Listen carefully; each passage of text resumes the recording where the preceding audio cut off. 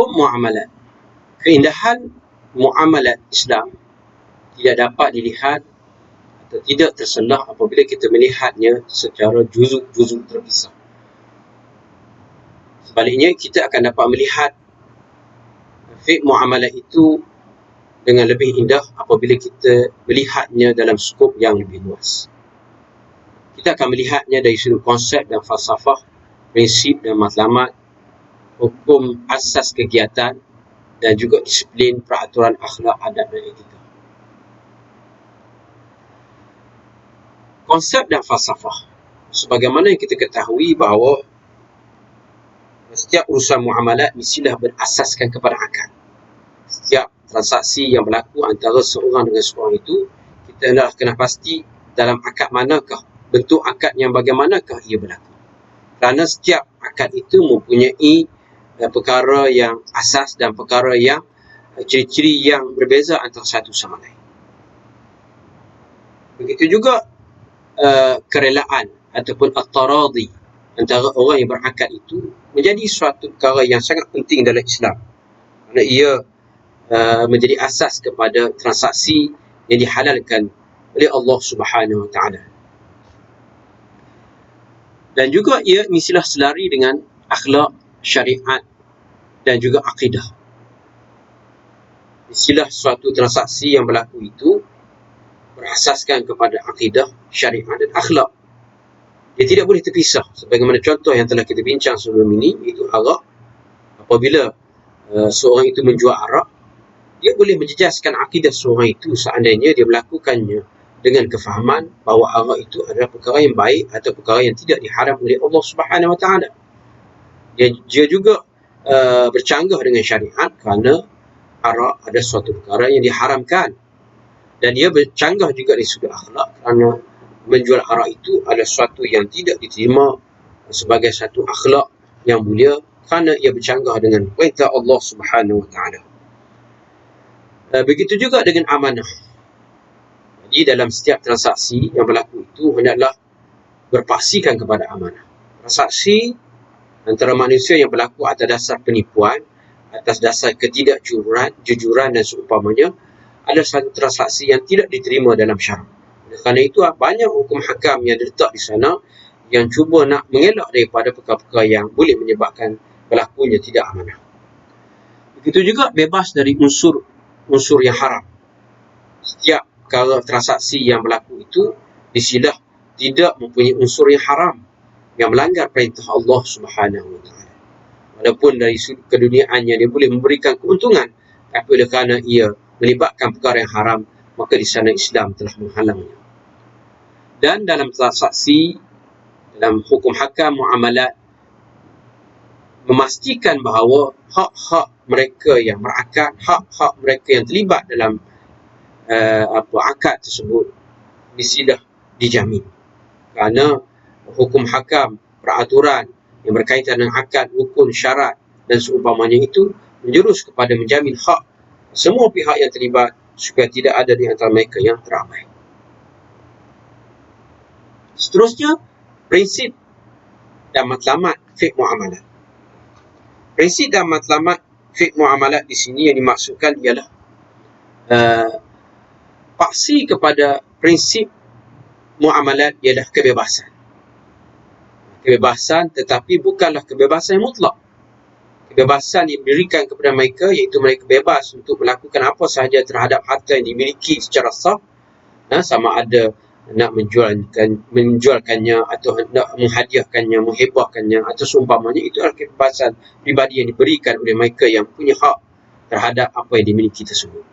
Tetapi pada masa yang sama, sebagaimana kita sebut tadi, kebebasan itu adalah kebebasan yang ada hadnya. Kerana syarak tidak membebaskan manusia melakukan apa saja walaupun terhadap apa yang dimilikinya. Kerana di sana ada hukum hakam yang mesti dijaga. Dia ada kebebasan untuk bertindak atas hartanya, tapi hendaklah dipastikan bahawa tindakannya itu tidak boleh menzalimi orang lain, tidak boleh melibatkan perkara yang haram dan seumpamanya. Dan juga dia berpaksikan kepada keadilan, kerana Islam mengharamkan segala perkara yang berkaitan dengan kezaliman. Jual beli yang berbentuk paksaan, jual beli yang menginayakan orang lain, seperti menyorok barang, melakukan penindasan, penipuan, pemerasan dan seumpamanya. Itu ada perkara-perkara yang tidak dibenarkan dalam Islam, kerana muamalat dalam Islam adalah berasasan kepada keadilan, dan keadilan itu adalah keadilan menurut tafsiran syar'i. Dan juga muamalat Islamiah berpaksikan kepada prinsip ihsan. Ihsan antara orang yang bertransaksi, bukan hanya untuk mencari keuntungan semata-mata. Di sebalik apa yang dilakukan oleh mereka itu mestilah didasarkan kepada sifat ihsan. Seorang itu membuka perniagaan bukan sekadar untuk mencari keuntungan semata-mata, tapi di sana ada unsur-unsur ihsan. Sebab itulah apabila kita menimbang untuk orang, kita hendaklah lebihkan sedikit timbangan tersebut, kerana ia mempunyai ciri-ciri ihsan.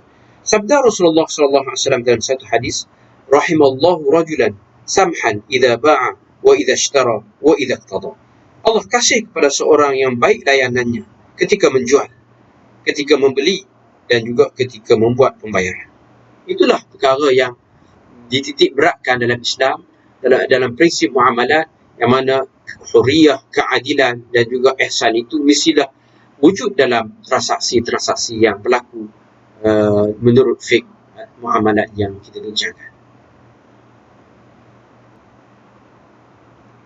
Hukum asas kegiatan fardu ain dan fardu kifayah di sini dibincangkan berkenaan dengan kegiatan muamalat Islamiah itu tak lari daripada 5 hukum.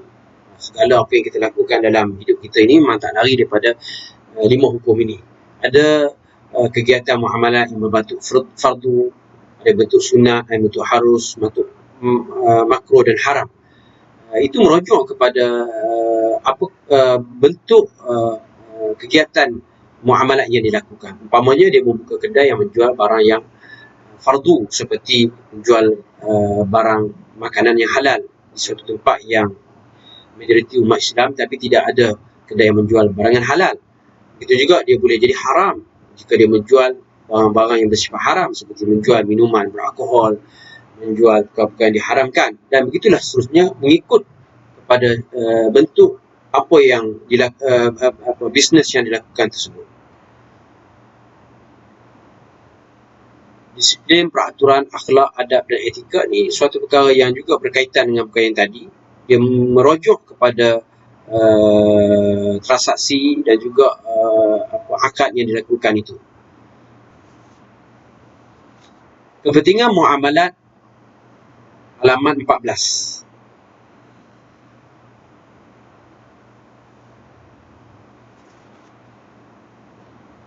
Yang pertamanya, asas sistem ekonomi dan panduan sistem kewangan.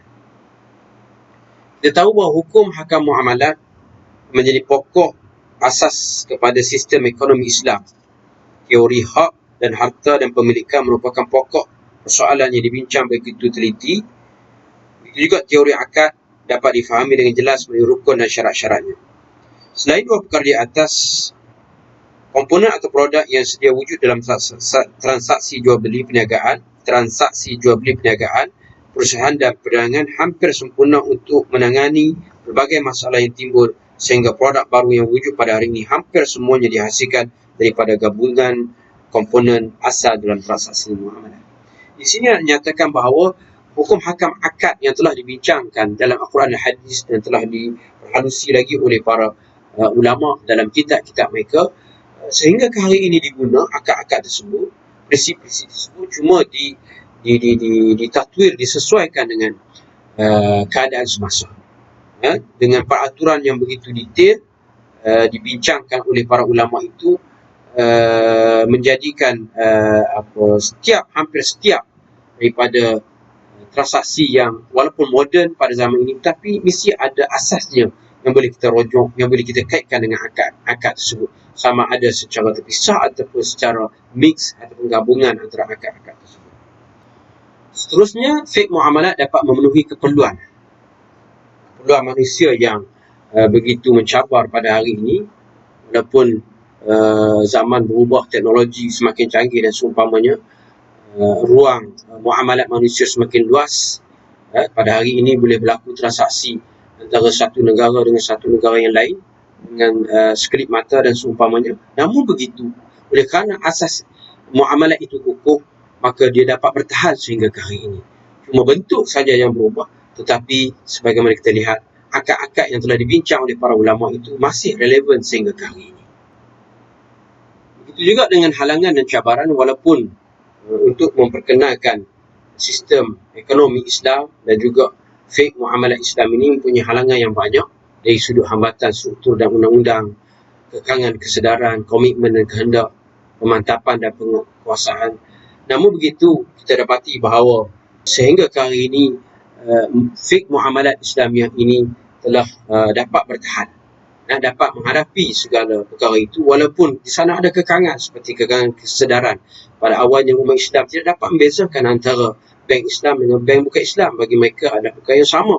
Tapi pada hari ini kekangan itu dapat dikikis sedikit demi sedikit apabila muamalah Islamiah telah dapat menunjukkan betapa muamalah Islamiah ini menjaga kebajikan pengguna. Begitu juga komitmen dan kehendak adalah suatu perkara yang sangat penting untuk memastikan survival ekonomi Islam, ekonomi yang berteraskan kepada Islam dan juga muamalat Islamiah ini kekal, maka perlu kepada pengorbanan untuk menghadapi perkara-perkara yang dinyatakan tersebut.